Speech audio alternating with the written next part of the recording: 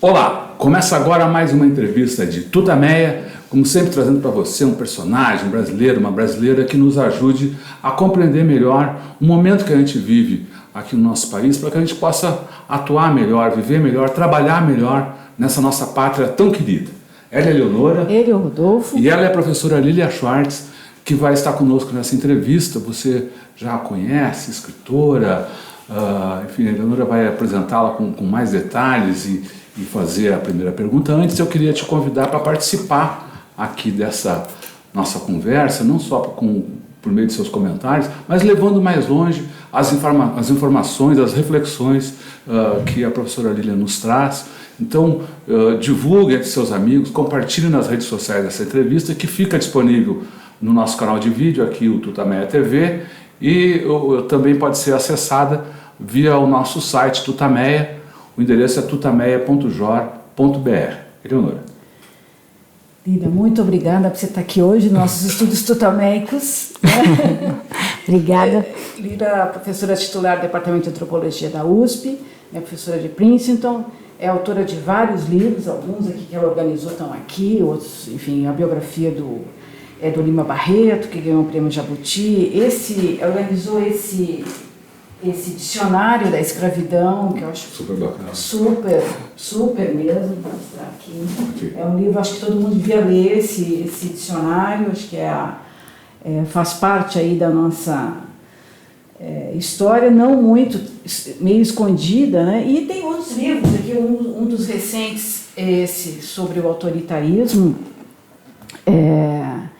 e sobre o autoritarismo o tema talvez central dessa conversa que a gente quer ter com ela, a partir do manifesto que foi divulgado agora na sexta-feira de intelectuais do Brasil e do mundo, né, denunciando a situação de ataque à democracia, à liberdade de expressão, ataques em várias áreas promovidos pelo governo Bolsonaro, um manifesto que teve assinaturas Sting, Chomsky, Caetano Veloso, Chico Buarque.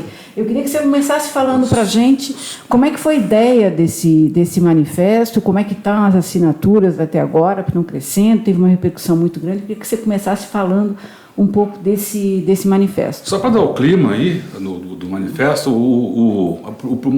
uns trechinhos do primeiro parágrafo, né? Depois a gente vai com outros trechos, mas as instituições democráticas brasileiras têm sofrido um verdadeiro ataque desde o começo da gestão de Jair Bolsonaro. Desde 1º de janeiro de 2019, quando Bolsonaro assume o poder como presidente do Brasil, assistimos a uma escalada autoritária, refletida em uma sistemática tentativa de controle e cerceamento de várias instituições culturais, científicas e educacionais brasileiras e aos órgãos de imprensa. Assim começa, então, o manifesto sobre o qual a Lília vai falar para a gente agora. Bom, muito obrigada pelo convite, uma alegria. Essa é uma carta coletiva, né? Não tem propriamente autoria. A história dessa carta, né? Historiadora que sou, a gente sempre tem história para contar. Eu fui procurada primeiro pela Daniela Thomas, depois pela Petra Costa, pedindo para que eu desse a primeira versão, né? Fizesse aí para que a partir daí ela pudesse ser discutida por um grupo. Eu trabalhei muito fortemente com a Petra e com a equipe da Petra, sobretudo o Jorge, que trabalha com ela. E o objetivo do texto qual era? Era fazer barulho, né? Quer dizer, chamar a atenção para a imprensa internacional sobre a situação vivenciada no Brasil e aproveitar a indicação do filme da Petra Costa. Filme esse que causou todo tipo de reação, é impressionante, quer dizer, quando o filme saiu, ele teve uma repercussão já grande, né, uma positiva, outras negativas, mas já me impressionou aí, digo eu, como Lília Schwartz, como no momento em que ele é indicado, ao invés de a gente ver um movimento tão comum no Brasil de patriotada, até exacerbado, né, a gente viu o contrário, que o filme de novo passou por escrutínio, raciocínio, na minha opinião, com várias opiniões exaltadas, né, que revelam muito de que maneira a sociedade brasileira está dividida. A questão dessa carta manifesto era menos a defesa, como as pessoas que leram a carta na íntegra viram, era muito menos a defesa do filme da Petra, não se tratava disso. A indagação era o pretexto, né? Qual era o pretexto? Que no momento em que Petra Costa pode ser a primeira mulher a ganhar um Oscar na categoria prestigiosa de documentário, que ela acabou não ganhando, né? Mas de alguma maneira ganhou. Ela ganhou mesmo. Ela ganhou, né? Isso que eu escrevi até um pouco dizendo que ela ganhou, né? A indicação é a vitória. Já é a vitória, né? Diante de filmes tão importantes, né? Com as quais ela competiu, mas que a reação do presidente foi dizer que ele não viu, mas que era uma peça de ficção, que hoje, no dia que nós conversamos aqui, o ex-presidente Temer disse a mesma coisa, a mesma frase. Que não surpreende, né? Os dois dizerem coisas semelhantes ou iguais. Não, o presidente ainda complementou, diz com uma frase famosa, dessas ótimas frases dele de efeito, dizendo que era comida para urubu. O seu secretário da comunicação disse que Petra Costa não era patriótica. A secretária-geral da Cultura, Regina Duarte, colocou um post no Instagram com uma imagem do Oscar e dizendo que eram os manifestantes da Paulista pró-impeachment que estavam ganhando o Oscar. Fico aqui só em alguns exemplos, né, na minha opinião, que falam muito de como nós temos um governo que não está empenhado em produzir o consenso, né? Eu acredito nessa definição Skinner, né, da ideia de que a política é a arte de promover o consenso, mas é sempre um governo que divide parte, opta por lados e, sobretudo, transforma em adversários em inimigos. Então, Petra Costa foi imediatamente transformada em inimigo, e o que foi muito impressionante foi a ótima recepção da carta. A carta tem um partido, né? Ou seja, nós enumeramos fatos, ficamos muito felizes, é o grupo que participou, né? Que não houve nenhum jornalista que veio falar isso aqui está errado, isso aqui está errado, né? As pessoas, enfim, acredito que reconheceram a seriedade da carta, né? E nós achamos que era melhor vir com fatos do que com adjetivações, né? Elenca desde o início do governo. Desde o início. Então foi isso, foi uma carta que teve grande repercussão internacional, ainda está tendo, o BBC de Londres ainda vai fazer uma matéria, muitas pessoas têm pedido para continuar assinando, agora sobretudo a comunidade internacional, e acho que a carta cumpriu com seus propósitos, que era mostrar internacionalmente o que está ocorrendo no Brasil, que nós chamamos de escalada autoritária. Por que escalada autoritária? Porque penso que o governo que está em curso, né, o governo Bolsonaro, é um governo que tem se empenhado em atacar as instituições, atacar as minorias sociais, né, atacar a imprensa de uma forma geral, atacar a academia de uma forma muito particular e de uma maneira muito autoritária, né, ou seja, censurando. Né? Nós começamos com um primeiro episódio de censura, que foi o famoso, muita gente não lembra mais, né, a propaganda do Banco do Brasil, que apenas apresentava um Brasil múltiplo, um Brasil plural, que não só foi censurada, como o diretor de marketing foi demitido. Né? Nós poderíamos ter lembrado do caso, nos primeiros casos do governo Bolsonaro, que ele demitiu o fiscal que o multou corretamente por estar pescando numa área proibida, né, de proteger público e proveito próprio, não? Exatamente. Então, eu penso que estamos falando de um governo que estabelece outras maneiras de censura, né, mas censura, e que tem uma postura tremendamente autoritária em relação às instituições democráticas brasileiras. Como que está o enfrentamento a essa situação? Porque a gente tem uma sensação, de um lado tem a sensação de que cresce a percepção de que esse é um governo autoritário, é um governo neofascista, que no limite quer uma ditadura, mas de outro lado também tem uma sensação de que a reação ainda é pequena frente ao tamanho do desastre que está acontecendo. Como é que você vê a reação da sociedade a esse tipo de autoritarismo hoje? Eu penso que a sociedade brasileira foi tomada com alguma surpresa, né? Ou seja, primeiro, nós sabemos que não é o primeiro caso de um governo totalitário cuja primeira aparição é tomada como como uma proposta irônica, uma proposta sem futuro, né? Se a gente pensar no nazismo, né? O nazismo foi recebido dessa maneira, né? Com muita ironia, com muita disfarçatez, e acho que parte da sociedade brasileira viu dessa maneira. Não era a primeira vez que o então deputado federal Jair Bolsonaro se apresentava para uma corrida presidencial. Até então a candidatura sempre parava, né? Não ia em frente, ficava quase, como você diz, Leonora, quase folclórico, e essa vez já foi uma surpresa muito grande ele chegar ao segundo turno, chegar como chegou. Eu penso que o campo das esquerdas não tem se mobilizado suficientemente, não tem fechado, e isso é um grande problema que a gente tem que discutir, e acho que por mais que essa eleição fosse aparecendo, acho que os brasileiros foram tomados por surpresa. Eu acho que poderiam não ter sido tomados, né, porque já poderíamos ter visto o que aconteceu, por exemplo, nos Estados Unidos, o que havia acontecido na Hungria, o que havia acontecido quase na Alemanha, né, na Holanda.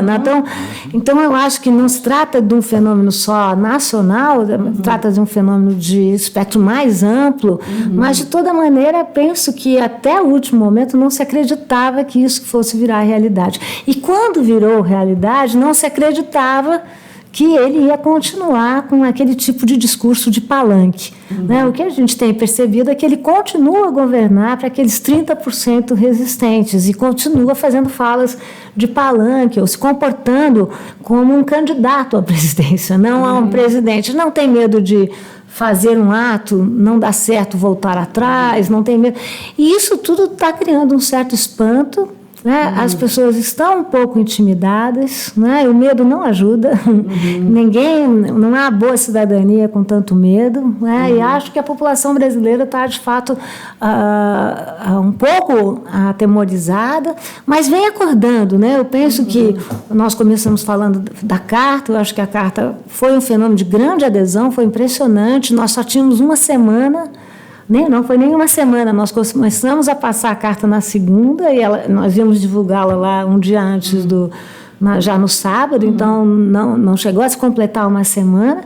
A gente também pode lembrar do episódio do ex-secretário especial da Cultura, o senhor Alvim, que fez que personificou ele que vem do teatro, né? Aquela situação absolutamente constrangedora, né, quando ele aludiu ao general Goebbels, né, ou seja, tanto na sua conformação física, como ao som do Wagner, como nos objetos que ele trouxe, a imagem de Bolsonaro, ou seja, e a sociedade se manifestou. Eu não sou ingênua de achar que ele caiu por conta da sociedade civil. Sabemos que o Olavo de Carvalho foi lá e pressionou, sabemos que Maia e Alcolumbre também pressionaram, sabemos que houve uma pressão da Alemanha, uma pressão de Israel. Então, eu não sou ingênua para falar que isso foi só a sociedade civil, mas eu acho que foi um bom exemplo para a sociedade civil brasileira, para aprender com isso que é preciso que a gente pratique nesse momento, o que eu venho chamando de vigilância cidadã. Né? Ou seja, é preciso ficar vigilante, é preciso pressionar, sem perder o compromisso com a cidadania e com a República. Enfim, você falou que dessa atitude dele de meio que continuar no palanque, essas falas agressivas, essas atitude meio teatral, televisiva, de sempre buscar inimigos, adversários, xingar, querer chocar. Tudo isso aí faz parte de uma espécie de um grande teatro, como você colocou, mas ao mesmo tempo ele está governando.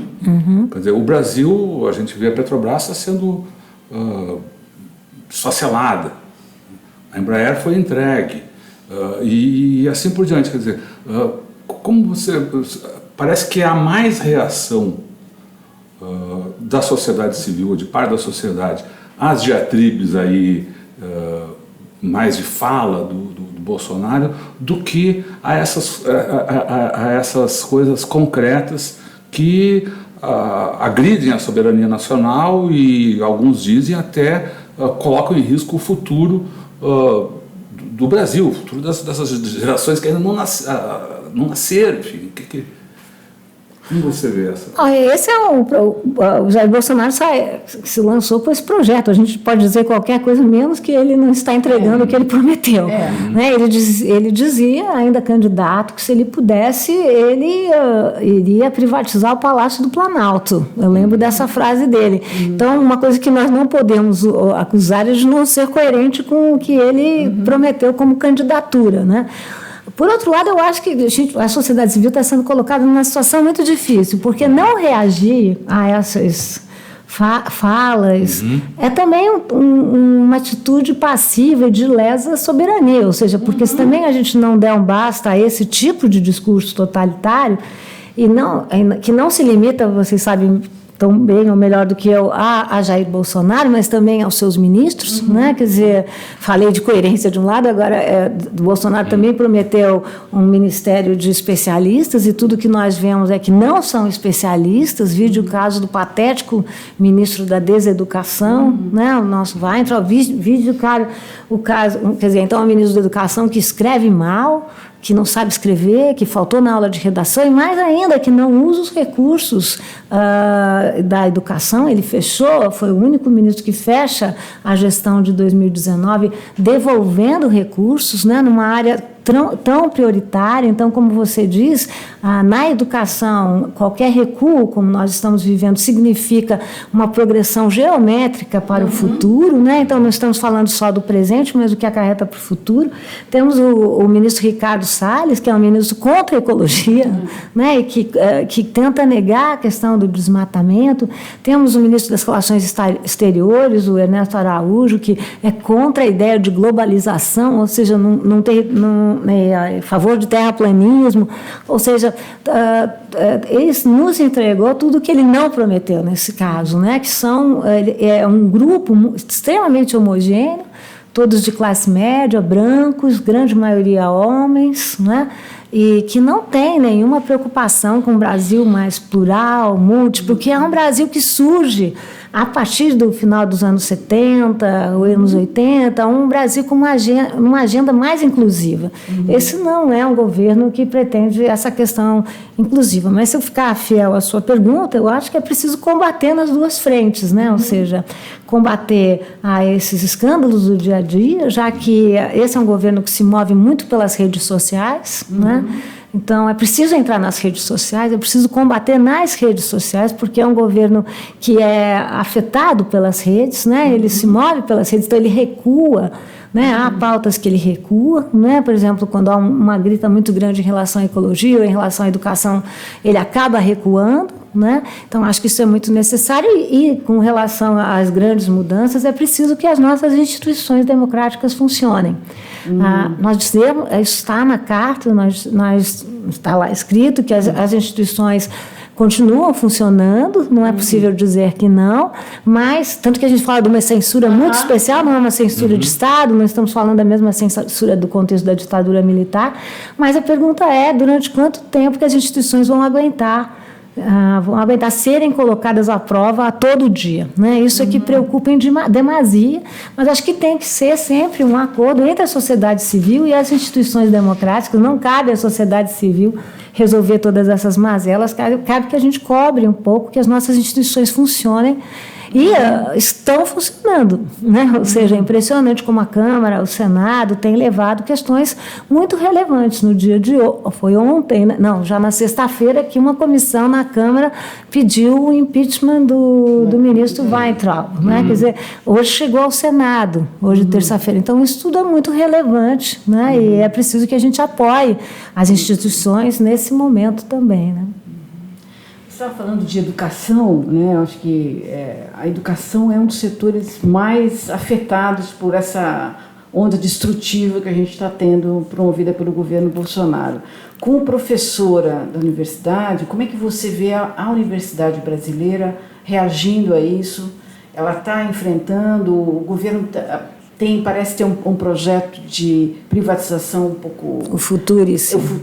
Como é que você vê a reação da universidade nesse momento tão triste. Bom, eu vou recuar um pouquinho, né, que é um dos primeiros momentos da gestão Bolsonaro, quando eles promovem uma espécie de caça às bruxas, né, um incitamento para que pais, alunos, diretores denunciem professores, né, quer dizer, isso criou um clima, logo de início, um clima de muito medo, né, um clima de muita intimidação, que é o clima inquisitorial, ou seja, você não sabe de onde vem o perigo, sabe que o perigo está lá, né.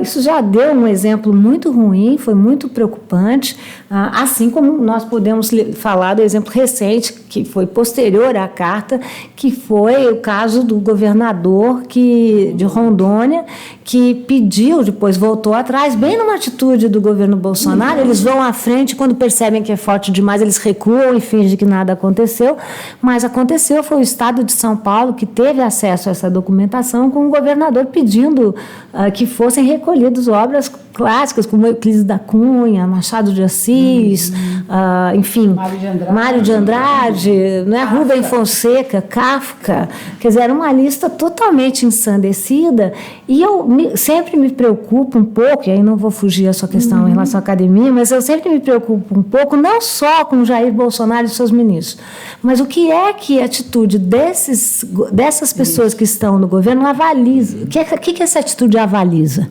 Ela avaliza comportamentos que já existiam nos brasileiros. Esse é o argumento do meu livro sobre autoritarismo, porque eu digo lá, a grande pergunta é, para quem acredita que o autoritarismo é um fenômeno recente no Brasil, está enganado.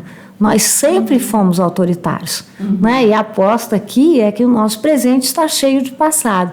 Agora, qual é a surpresa e o escândalo? É porque nós não sabíamos, talvez até porque ficamos vivendo durante tanto tempo, né, 30 anos, essa espécie de condomínio fechado, PSDB-PT, e não vimos um pouco que existia toda uma parte da população brasileira que não se sentia correspondida e que vai abraçar esse projeto que se apresentava também como novo e que não tinha nada de novo, né? Não tinha absolutamente nada de novo. Mas esse ataque às escolas, como eu dizia, vai ter um papel simbólico muito fundamental e que vai, claro, chegar às universidades. As universidades têm sido muito atacadas, né? Ou seja, está fechado qualquer projeto de carreira, não há concursos, né? A não ser que alguém... Muito raramente, se você tiver casos de aposentadoria, não de aposentadoria, mas de morte, né? Então, são exceções, não são regras. Você tem também uma gestão que vai sempre ameaçando e retirando também efetivamente parte das bolsas de estudos, né? Você não tem uma academia pulsante como é a Academia Brasileira, sem recursos para a educação. Eu me refiro a laboratórios, eu me refiro a bolsas de estudos de pesquisa, eu me refiro a recursos para reuniões científicas. Então, você tem um projeto, como você chamava a atenção, lento, mas que vai tentando matar a universidade por inanição, né? Ou seja, você vai cortando as verbas, que é um projeto de censura. Para todo o contexto, você fala, não, mas não tem nenhuma censura. Mas você vai cortando, e a universidade brasileira, penso que a universidade pública brasileira vai sentindo isso. O projeto do ministro Weintraub, o Futuros é um escândalo, né? É um projeto de privatização da universidade pública. A questão da privatização é uma questão que pode ser discutida, mas não dessa maneira. Ele pretende que aqueles que investirem na universidade pública terão direito à determinação de cursos, seleção de professores, ou seja, você está invertendo uma pauta fundamental da academia, que é a autonomia universitária. Essa é uma questão fundamental. Sem autonomia, você não tem a produção de conhecimento independente. E sem a produção de conhecimento independente, você não prolifera, você não tem uma pesquisa científica que tenha espaço para avançar. Eu penso que os reitores das universidades públicas têm tido um papel de grande galhardia, de grande coragem. Eu lembro bem quando teve a primeira manifestação pela educação, que eles deram uma declaração muito interessante, que eles pediam aos professores que não dessem prova nesse dia. Ou seja, era claro que eles não podiam pedir para que os professores, mas que estavam dizendo, que estavam liberando para que as pessoas, enfim, adensassem essa passeata, que foi de fato muito forte e muito significativa. Então, acho que existe uma reação institucional, mas existe também eu devo reconhecer que a situação na universidade, sobretudo para as novas gerações, é uma situação muito difícil. porque a tentativa é de produzir uma distopia dentro da universidade, né? de tolher o sonho, né? E a pesquisa também é feita dessa maneira, né? É uma projeção para o futuro, né? Penso que essa reação virá. A academia apoiou fortemente, por exemplo, o manifesto, né? Tanto que ficou conhecido como o Manifesto dos Artistas e dos Intelectuais. Eu achei isso muito interessante, né? E acho que essa reação virá, né? Eu, como tenho esse meu lado antropólogo, lado historiadora, eu digo sempre que historiador é bem ruim de prever o futuro, né? Mas, enfim, nós somos mais do passado. Mas acho que a sociedade brasileira, passado esse primeiro ano, vai... eu também sou uma pessoa positiva, otimista nesse sentido, né? Vai passar a reagir mais fortemente. Bom, a própria carta é um tipo de reação, né? E hoje mesmo, enquanto a gente está conversando aqui, no centro de São Paulo, em frente ao Teatro Municipal, artistas, professores, educadores culturais estão nas ruas se manifestando contra exatamente essa censura, esse tolhimento à produção cultural promovida pelo governo Bolsonaro. Né? Eu penso que essas manifestações vão começar a pipocar muito, né? Que eu sei que o pessoal da Ancine, que vem sendo muito prejudicado, vai lançar aí um manifesto a favor da liberdade de expressão, né? Com a ideia de que o totalitarismo cala e a cultura é que expande, e como não existe cultura aprisionada, né? Um país de cultura aprisionada é um país que não pode imaginar um outro futuro, né? Eu tive uma experiência pessoal muito emocionante, né? A Biblioteca Mário de Andrade, no contexto daquele festival Sem Censura, me convidou para falar sobre autoritarismo, e retomando, era aniversário de morte de Orwell, então eu retomei o livro, a distopia de novo, né, do livro 1984, e contei a eles que foi exatamente no contexto do discurso do ex-secretário especial da Cultura Alvim, né, Roberto Alvim, e virou um happening.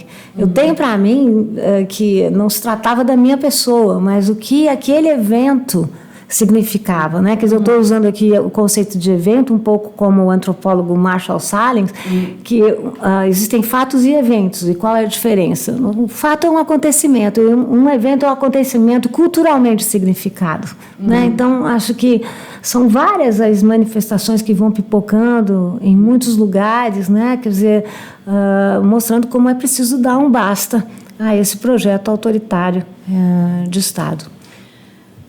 Você lembrou do seu livro, que a gente tinha citado aí no início?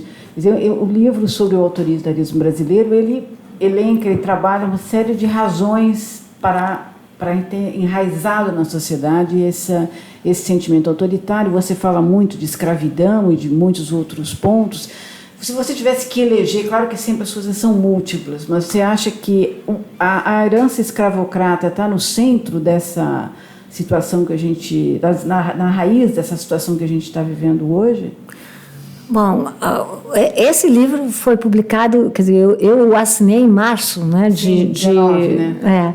Então, eu não, quer dizer, na verdade, o livro de alguma maneira, né, acho que se antecipou um pouco, era uma reação já à eleição, era muito mais uma reação à eleição de Jair Bolsonaro do que uma reação ainda, tanto que no livro, não sei se vocês notaram, eu não cito o nome, né, é de propósito, porque o que eu tento dizer no livro é que Bolsonaro não é uma causa, ele é uma consequência, né? É uma consequência do nosso processo.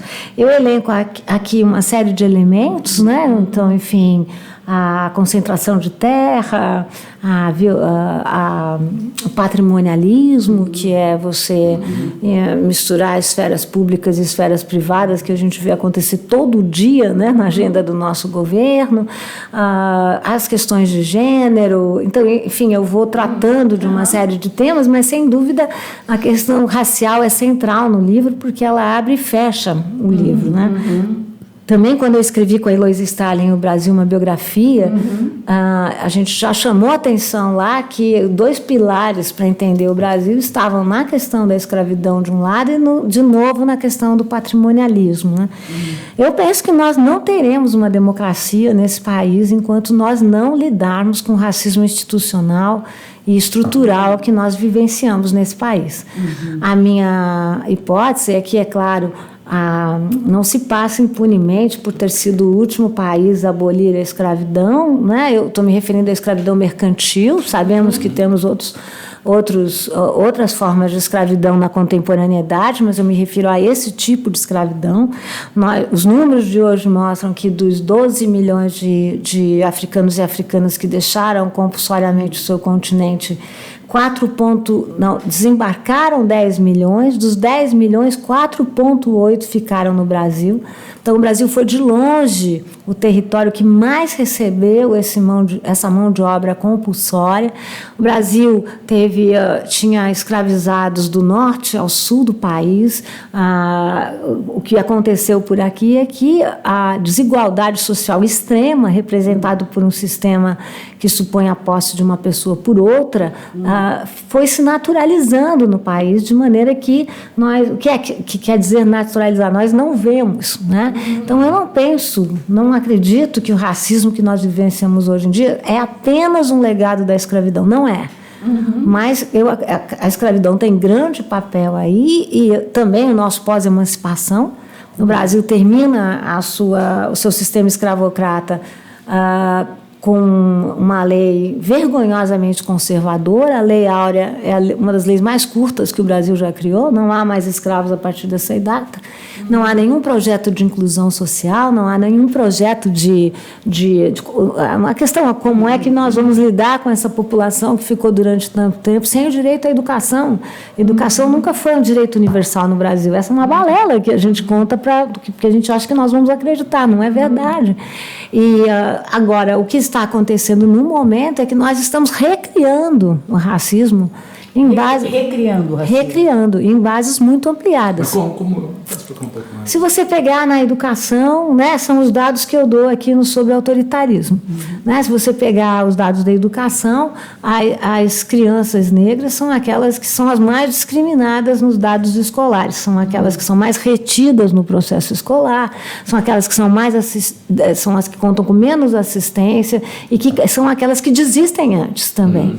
E isso não é uma coincidência, né? Ou seja, isso é um dado da nossa realidade. Se nós pegarmos os dados da saúde, as mulheres negras, eu mostro aqui, são aquelas que menos têm acesso aos exames de prevenção. Né? Me refiro a uma mamografia, por exemplo, são as que menos fazem uso, não porque não querem, né? De novo, não se trata de uma sociedade dadivosa, não fazem porque não podem, não conseguem. As populações negras são aquelas que morrem antes, né? Nós estamos matando uma geração, né, de jovens negros das nossas periferias em todo o Brasil. E os brasileiros continuam levando para si, esse governo leva muito isso, essa imagem de que se trata de um país pacífico. Como pacífico? Se nós estamos matando... Mais de 60 mil assassinatos. Os números são escandalosos e eles continuam a crescer. E isso, com a sociedade brasileira, sinceramente, fechando um olho para essa situação. Se vocês pegarem os dados de moradia, essas são as populações com menos acesso às moradias, com uma infraestrutura que nós consideramos básica, água, luz, esgoto, estamos falando disso. Se você pegar os dados de transportes, essas são as populações que usam mais longamente o transporte durante o dia. Esse dado é mensurado em números de horas, né? Não estou falando aqui de uma subjetividade.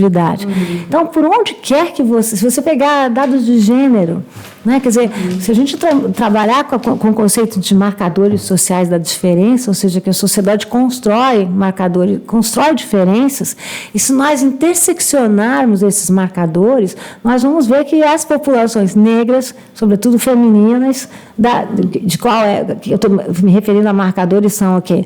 Gênero, raça, sexo, classe, região, geração. Então, cruzem região com geração, com raça, e nós vamos ver aonde dá essa intersecção. Né? Então, nós estamos, quando eu digo recriando em largas bases, é porque é muito fácil a gente culpar o passado, né? Porque você gera esse tipo de argumento. Fazer o quê? Fazer o quê? Foi lá no passado, olha como eles eram ruins.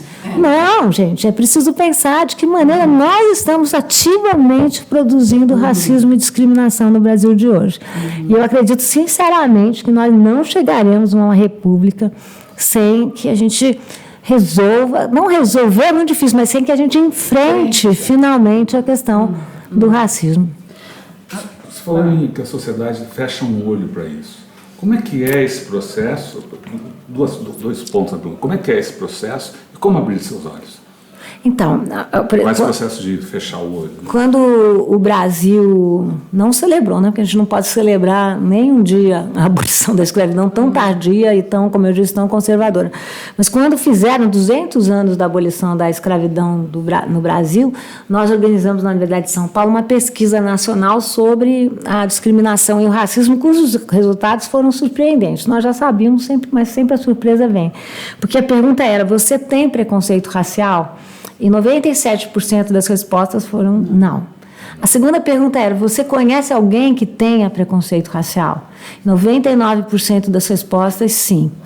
E quando a gente perguntava, então, se você disse sim, descreva o grau de relacionamento que você tem para com essas pessoas, nós não pedimos nomes, mas as pessoas entrevistadas faziam questão de dar os nomes e a situação, do tipo: a minha mãe não entra no elevador se tiver uma pessoa negra. O meu pai é contra eu namorar uma pessoa. O meu melhor amigo não entra na pizzaria. Então, eu brinco sempre que a conclusão informal da pesquisa é que todo brasileiro se sente uma ilha de democracia racial cercado de racistas por todos os lados.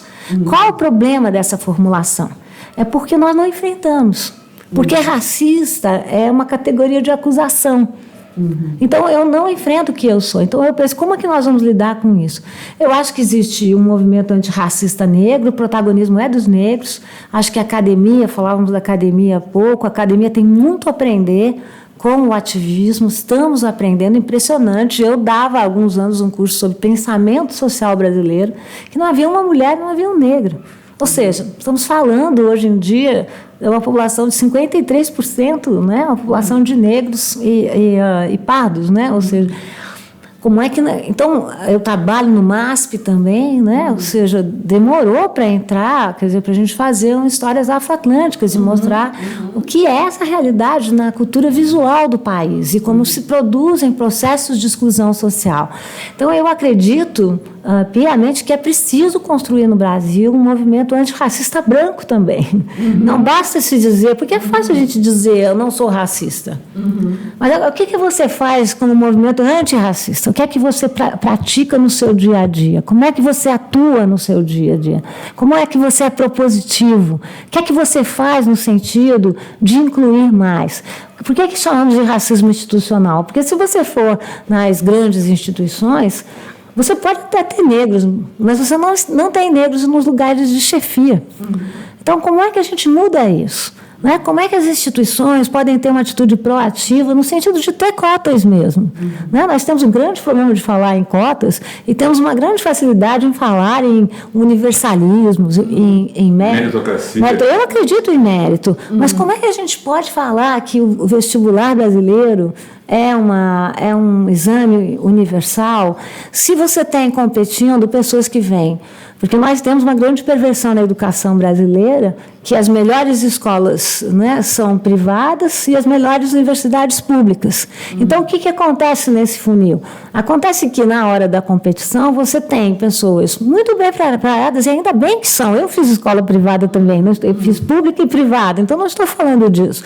Mas você tem pessoas que vêm de famílias estruturadas, que não trabalham, né, porque é um direito não trabalhar e cuidar da educação, não estou criticando ninguém, mas que podem viajar, fazem línguas e vão competir com pessoas que vêm de escolas que não funcionam, escolas públicas que muitas vezes não têm aula, não fazem o famoso cursinho, não fazem cursos de língua, e aí você chega igual a todo mundo, não pode igualar. A mesma coisa acontece no nível institucional, público e privado. A mesma coisa acontece no nosso dia a dia, na sua casa. Então, enfim, que atitudes você tem, né, como cidadão, no sentido de ser antirracista mesmo, né? Eu ouvi você falar, quer dizer, a gente tinha pensado, né, que nas últimas décadas a gente estava melhorando em vários desses aspectos, ainda que muito lentamente. Sim. Mas em termos de desigualdade, você citou a política das cotas, quer dizer, que havia uma oxigenação, uma melhoria geral na sociedade brasileira pós-ditadura. Aí a gente vê uma pessoa, um governo com essas características, né? E se retoma essas nossas raízes escravocratas e tudo que você descreve, eu fico pensando também no que você falou antes. Quanto do que a gente está vivendo é fruto dessa herança e quanto o ambiente internacional está mudando. Você falou mesmo nisso que a gente tem que olhar isso também numa perspectiva mais mundial, que é um movimento. Como é que você avalia esse retrocesso, que eu acho que é um retrocesso sem paralelo que a gente está vivendo, né? Mesmo, como é que dá para balancear, entender esse processo, considerando o nosso passado, as nossas raízes e a conjuntura internacional? O Brasil, face a essa geopolítica, ele foi vítima dessa nova conjuntura internacional. A gente pode explicar o que está acontecendo aqui por fora, por dentro, por ambas os lados? São tantas perguntas, né? Pois é. Vamos lá Vamos tentar. Eu primeiro não gosto muito do conceito de vítima, né? Eu acho que porque vítima também faz com que a pessoa você tire de nós a agência e o protagonismo que temos, né? Ele vota. Então, enfim, votamos, a gente não pode abrir mão disso. As urnas funcionaram democraticamente, a gente pode reclamar que ele não foi aos debates, que ele... Sim. Mas, enfim, não podemos negar isso. Isso é bem importante, né? Ou seja, porque há um discurso mais radicalizado que pretende negar. Eu acho que, enfim, nada me diz que as eleições foram fraudulentas, ninguém me provou nada disso, então votamos em Jair Bolsonaro. Então, eu acho que o nosso raciocínio tem que ser sempre, né? Ou seja, eu acho isso um palavrão ruim, mas funciona aqui nessa resposta só, que é glocal, né? Não sei se deu para ouvir, glocal no sentido de global e local. Ou seja, há uma conjuntura global, que é uma conjuntura impressionante, que veio como uma avalanche, não sei como vocês sentiram, mas veio vindo, inundou. Eu estava em Nova York no dia em que Donald Trump foi eleito. Foi uma surpresa, porque eu desembarquei em Nova York, né? Fui a Nova York, pedi a Princeton se eu podia ficar lá. Ainda tenho meu caderno de campo, tonto. Eu digo que todo intelectual tem seu dia de otário, foi o meu dia, porque eu desembarquei, o New York Times dava a vitória certa para Hillary Clinton. Aí eu cheguei em Manhattan estava azul. E todos se confabulando. Claro, Hillary Clinton ganhou numericamente, ganhou de lavada. Né? E ganhou de lavada. Não, e no caso de Nova York, ganhou de longe. Então, eu não podia ver, mas foi muito impressionante assistir com os meus colegas em Princeton como o mapa dos Estados Unidos foi ficando vermelho. Né? Quer dizer, foi uma surpresa imensa. Né? Surpresa que eu continuo a sentir. Eu não sei se vocês ouviram as palavras do Trump quando ele, depois do resultado do impeachment, que ele foi inocentado, quando ele foi falar com os seus aliados, em que ele falava termos como evil, bad cops. Ou seja, de novo, né, quer dizer, um presidente que podia sair de um processo como esse, dizendo, venceu a democracia, nem que a gente não acredite, mas, enfim, vamos nos unir todos agora em termos de um projeto. Não, ele sai dividindo, ele sai com esse projeto odioso. Né? Esse é um projeto que está em várias partes do mundo e acho que, enfim, foi uma lição para vários de nós que acreditávamos que a democracia era projeto de fim, né? Ou seja, chegamos lá. A gente tem que aprender que o próprio conceito de democracia, se a gente voltar aos gregos, né, sempre foi um conceito marcado pela imperfeição e pela inconclusão. Já se dizia isso, né, no começo. E é porque faz parte do projeto democrático você lutar sempre por direitos. Direitos não estão nunca ganhos. Eles têm que ser conquistados todo dia.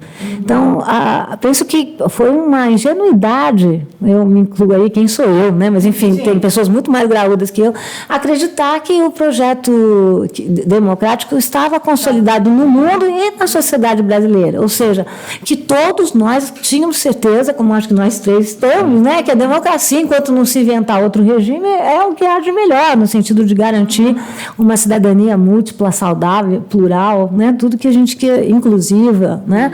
Mas ficou evidente que, assim como nos Estados Unidos, quer dizer, existiam essas figuras dos vingadores, que são as pessoas que achavam que esse projeto que você citou, Eleonora, ou seja, esse projeto de construção de novos agentes sociais, eu me refiro a indígenas, às populações negras, às populações LGBTQ+, né, quer dizer, as mulheres, né, nós estamos falando de um país que é campeão no feminicídio. Então, nós acreditamos, eu me incluo aí, de que, enfim, esse era um projeto que todos nós queríamos. Que a vida estava melhorando. Que tudo vai melhorar, não é assim? Que a vida vai melhorar, como diz o nosso samba, né? Mas o que a gente não viu é que que existia uma parte significativa da população que achava que, enfim, estava perdendo os seus postos, estava perdendo os seus lugares por causa dessas pessoas que estavam entrando por cotas, inclusão, o que for. E que vem aí como projeto de vingadores, né? Então, esses são governos vingadores. Isso que me impressiona. A justiça no Brasil virou projeto de vingança. Justiça não é vingança, não é? Então, foi um erro dos setores progressistas, digamos assim, não atentaram para essa população que não se sentia contemplada com esse tipo de projeto. Não atentaram também para uma pauta forte do governo Bolsonaro, do governo Trump, que é a pauta da segurança, que é uma pauta legítima. Quem vai dizer que não é? Né? Ou seja, esse é um país violento, é um país que eu discordo são dos métodos, né, do governo Bolsonaro, né, e dessa distribuição farta de armamentação. E a gente sabe pelas pesquisas que mais armamentação, mais armas significam mais assassinatos, mais violência. E também o Estado abrir mão de sua função. Né? Exatamente. Mas, enfim, eu acho que o que está acontecendo é um fenômeno internacional, mais global, mais local também, né, e que o Brasil tem, como eu tento dizer aqui, quer dizer, sempre foi um país em que, enfim, o patrimonialismo, o clientelismo, o machismo, quer dizer, sempre foram muito fortes nesse país, o racismo, né, e mostraram as suas presas de novo, né, quer dizer, e agora estão no poder, né, com um projeto de poder muito odioso, né, cheio de ódio nesse sentido. Eu queria ainda manter aí nessa questão aí do racismo, o racismo estrutural e o racismo que permeia as elites brasileiras e a sociedade, né? Lembrando uns motes, né? Memes, camisetas que procuravam denunciar essa situação. A Casa Grande surta quando a senzala aparece na televisão. A Casa Grande surta quando a senzala vai para a universidade. A Casa Grande surta quando a senzala canta. Quer dizer, é isso que acontece.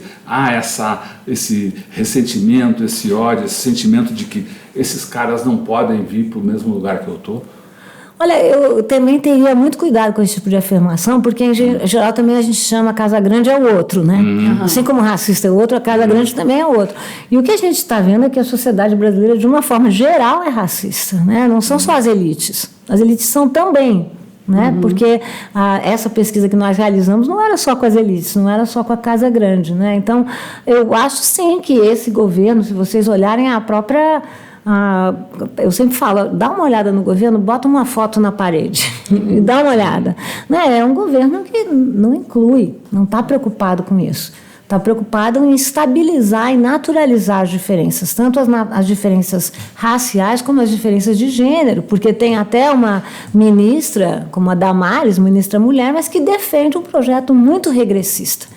Né, um projeto de volta né, enfim, é como se a discussão de gênero, que a gente nem acredita em gênero mais, porque gênero também estabiliza, né, mas ela recua, isso que é recuo, né, isso que é backlash. A questão do sexo, ou seja, do rosa e do azul, ou agora esse projeto da ministra Damares de retardar a sexualidade, né, quer dizer, que é um projeto que, enfim, seria risível se não fosse real. Isso que impressiona. A gente não pode mais rir. Né? A gente riu tanto dela, né, que viu Jesus na goiabeira e não sei o quê. E eu não retiro dela o sofrimento, né, quando ela chama a atenção de que ela também foi vítima, né, de estupro. E nós temos que ser solidários com, né, com todos. Né? Somos melhores quando estamos todas juntas. Né?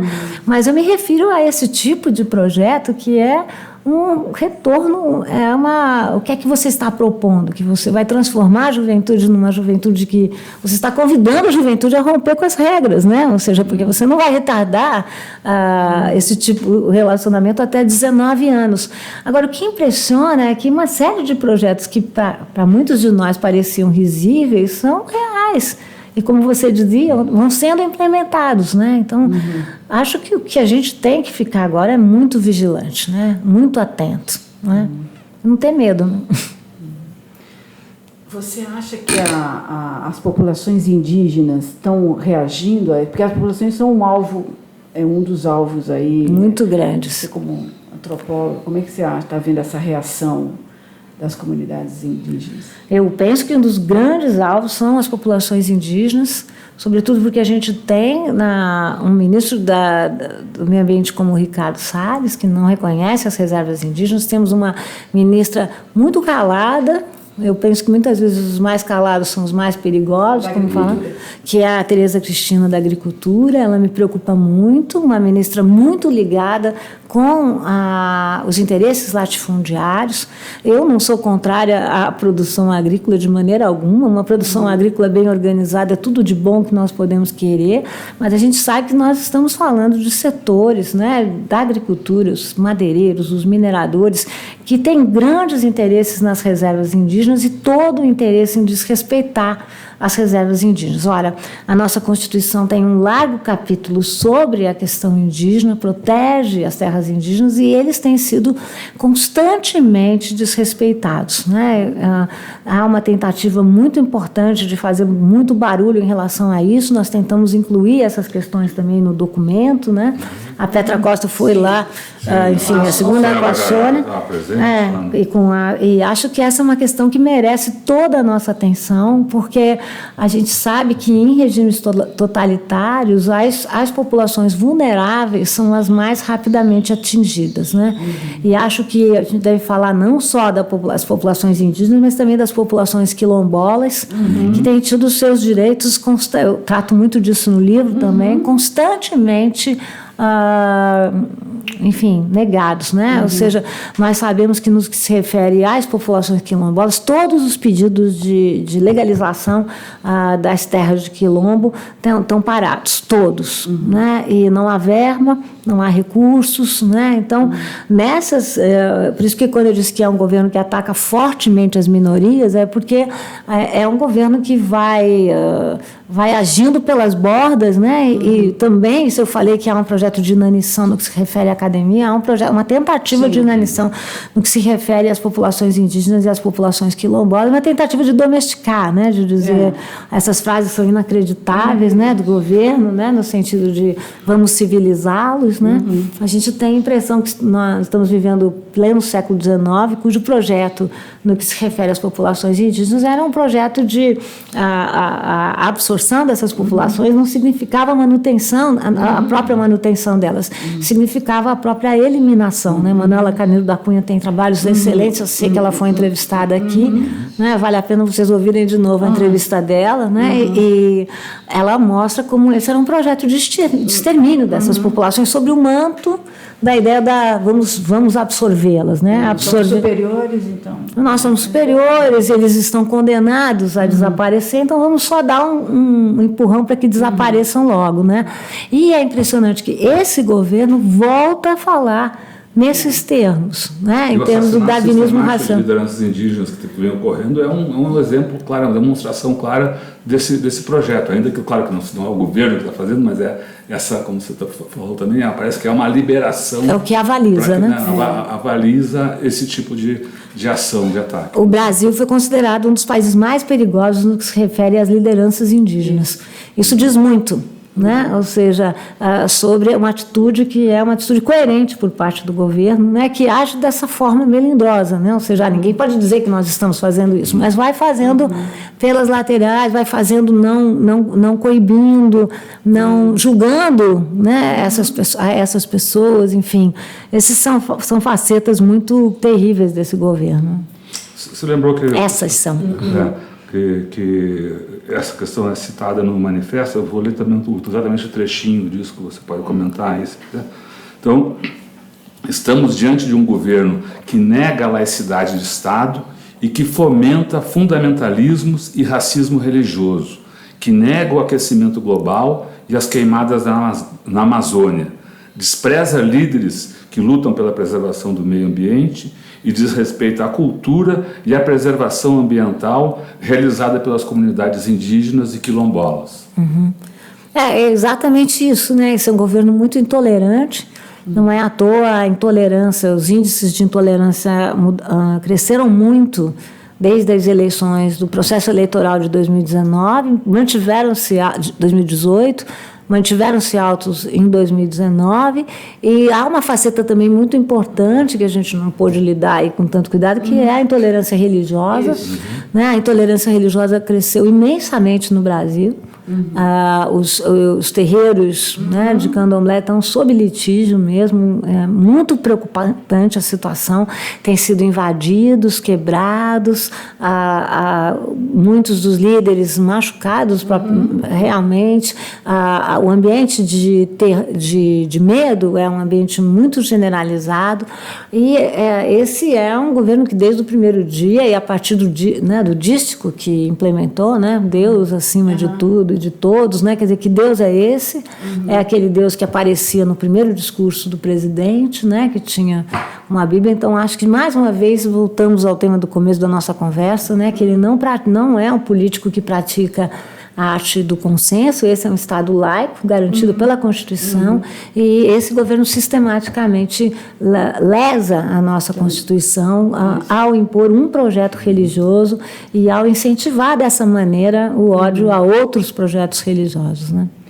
Você viu os desdobramentos desse manifesto? Porque a gente tem visto iniciativas em vários setores, né? A área cultural talvez seja a que está mais permanentemente mobilizada e tem crescido, né, na denúncia aos ataques do governo à democracia, às liberdades.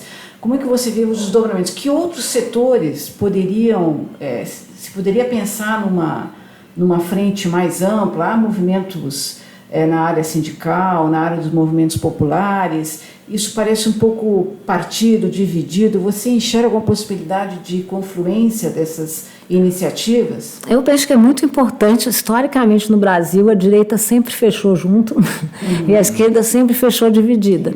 Então, acho que a formação de uma frente ampla pela democracia no Brasil, né? É preciso tomar muito cuidado com esses termos, isso nós tentamos fazer na carta, quer dizer, a formulação de uma frente ampla, democrática, progressista, é fundamental no Brasil, porque é preciso, de alguma maneira, enfim, colocar na sacola um pouco essas nossas pequenas divisões e partir para um projeto mais amplo, se é que a gente não quer ver, enfim, que esse tipo de projeto mais autoritário venha a se instalar de uma forma, não digo definitiva, porque como historiadora eu sei que o Brasil muitas vezes já se perdeu, já se encontrou. A história é assim, né?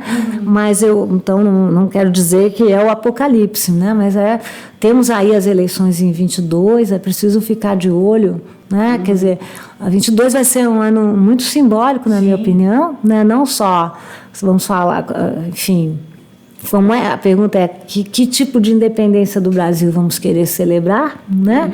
Ou seja, estávamos no caminho de celebrar um país mais múltiplo, mais plural, com várias histórias, né? Muitas histórias para contar. Esse aqui é um governo que quer falar, né? Nem falamos aqui de revisionismo histórico, mas essa é uma tática forte desse governo, né? Então temos o bicentenário da independência, temos a semana de 22, que é preciso também desmontar um pouco que projeto moderno é esse paulistano e como existiam outros modernismos. 22 será o momento da reavaliação das cotas, né, como projeto nacional. É muito importante que a gente fique atento a isso, né? Esse foi um projeto de muito sucesso, não o ideal, mas, enfim, numa última pesquisa, 51%, não é, dos estudantes dos colégios, das faculdades públicas são agora negros. Isso é uma novidade incrível num país em que, até falávamos disso, a universidade pública sempre foi uma universidade para a elite, né? Então esse perfil vai mudando e tem muito a ver com a aplicação avaliação das políticas de cotas e de ação afirmativa. Então, 22 teremos uma avaliação da política de cotas e 22 teremos eleições. Né? Então, acho que esse vai ser um ano muito forte, falta pouco, parece muito, mas não é. E que eu acho que nós brasileiros vamos ter que estar muito atentos, né, para que tipo de Brasil nós estamos projetando, né, para nós mesmos. Você acha que essa possibilidade de frente ela é real ou você está enxergando alguma coisa a partir desse movimento? Quem sou eu, né? Enfim, eu acho que eu sou uma das pessoas, mas como eu tenho pessoas muito mais relevantes, né, que têm incitado a formação dessa frente maior. Eu lembro que entre o primeiro e o segundo turno também eu fiz parte de um grupo que fez uma frente por um Brasil mais democrático, não sei o quê. Não conseguimos, né? Chegamos a Haddad, a Fernando Henrique Cardoso, vimos o que aconteceu, né? A divisão nas esquerdas, isso aí é como um disco riscado, né? Que nós já vai ficar tocando muito tempo. E eu penso que essa é uma possibilidade, não é uma realidade ainda, mas é uma possibilidade. Eu assim, reconheço com essa minha carga de otimismo, eu fiquei muito feliz com os resultados dessa carta, que é uma pequena garrafa no meio do mar, né? Mas que mostrou que a sociedade brasileira, quando quer, consegue se mobilizar, consegue aparecer, consegue pressionar. E acho que é isso que nós temos que fazer, quer dizer, pressionar para dentro e para fora também, né? Quer dizer, mostrar o que é que está acontecendo aqui no dia a dia dos brasileiros. Você falou das eleições de 22, mas temos eleições este ano. Sim. É possível que essa conformação aí de frente ou de união pela democracia já se expresse nas eleições municipais, ou você considera que a eleição municipal ela não dá espaço para discussões políticas mais amplas? Então, vocês sabem que eu vou repetir aqui, parece jogo de linguagem, mas não é, né? Eu gosto muito de um personagem do Machado de Assis, que eu cito com frequência, o Conselheiro Aires. Os conselheiros são personagens muito interessantes do Machado de Assis. Machado, que é bom a gente repetir, né? Foi censurado. O Conselheiro Aires, que os conselheiros de Machado são um pouco assim, né? Eles dão péssimos conselhos, né? Nunca sabem opinar. E o Conselheiro Aires, em particular, ele tem uma fala que eu adoro, que ele diz: as coisas só são previsíveis quando já aconteceram.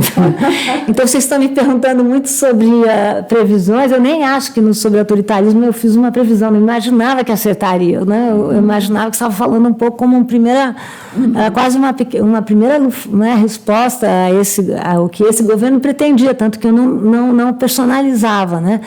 Eu penso que nós temos as cartas aí para a gente reagir, que essa reação pode ser feita agora, né? Por que adiar essa reação, né? Acho que quem pensa não adia, né? Realiza. Então, acho que as condições nós temos. O que será é que eu não sei dizer, e penso que quem tem certeza se engana, né? Certo. É isso? Acho que é isso, né? Muito obrigada. Sempre aí, antes de fazer a conclusão, e de novo chamando aí você a participar, a levar mais longe essas reflexões, esses desafios, né, que a Lília coloca para a gente nessa conversa. Então, compartilhe, divulgue, se inscreva no canal no Tutameia TV.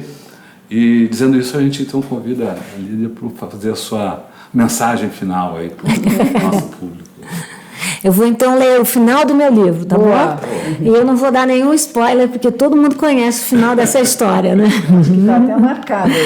Eu gosto muito do final desse livro, eu fiquei pensando muito como é que eu ia acabá-lo, né? Ou seja, um livro, num outro livro que eu escrevi, eu disse que final de livro é que nem né? Ou seja, de tanto colocar um ponto final, vira reticências, né? Você nunca consegue terminar, né? Os livros são sempre arrancados de mim. Eu fiquei muito preocupada um pouco sobre o que a gente estava falando aqui ao final, que não é, enfim, que tipo, eu não acredito muito nessa ideia de qual é a mensagem que eu vou dar, mas que tipo de sinal eu vou dar, né? Tipo, sinal, né? E eu acho que a gente está num momento em que, como eu disse aqui, a sociedade brasileira já se perdeu, já se encontrou. Então, foram uma fase perdida, não sabe? Então eu penso que a gente precisa, de alguma forma, sair dessa situação de impasse, de surpresa, que também é muito compreensível, né?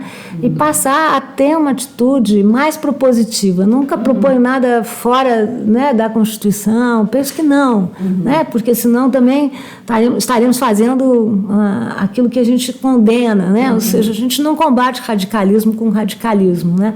Mas eu, pensando muito como eu ia acabar aqui, eu chamei muita atenção para uma questão que eu acredito mesmo, que direitos conquistados são também direitos conquistados, que as mulheres que ganharam lugares na universidade não vão voltar para trás do tanque, que os negros que agora estão nos bancos da universidade também não vão voltar atrás, que a população trans, a população gay, LGBT, que anda na Avenida Paulista e em outras capitais do Brasil de mãos dadas, tem que continuar andando de mãos dadas. Então, esses são ganhos que nós precisamos assegurar. Aí, como é que a gente assegura? Então, eu vou terminar aqui com o final do livro, que é o último parágrafo, pessoal, que diz o seguinte: toda a crise pode ser deletéria quando produz um déficit não só econômico, como social, político e cultural. Mas toda crise é capaz de abrir uma fresta, pequena que seja, de esperança. Foi Guimarães Rosa, em Grande Sertão Veredas, quem explicou que, agora eu cito grande Guimarães Rosa, o correr da vida embrulha tudo.